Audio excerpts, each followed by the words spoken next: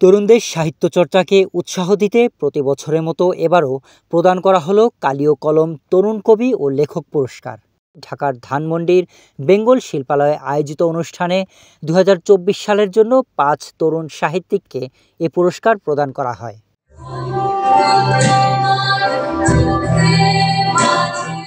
অনুষ্ঠানের শুরুতে milestone school and কলেজে বিমান বিধ্বস্তের ঘটনায় নিহতদের স্মরণে ১ মিনিট নীরবতা পালন করা হয়।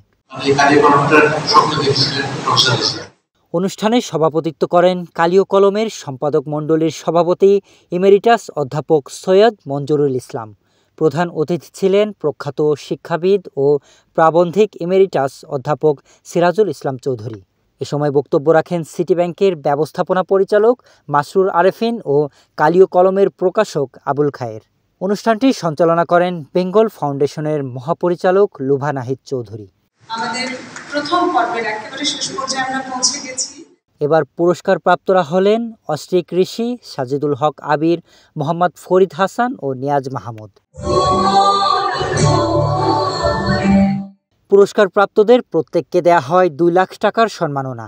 ২০০৮ সাল থেকে কালিও কলম তরুণ কবি ও লেখক পুরস্কার নিয়মিত প্রদান করে আসছে। এটি বর্তমানে দেশের অন্যতম মর্যাদাপূর্ণ সাহিত্য সম্মাননা হিসেবে বিবেচিত।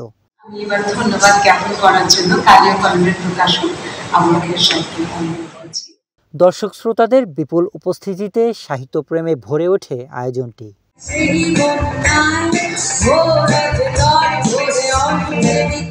শরীফ Rahat, news desk, hello Bangla.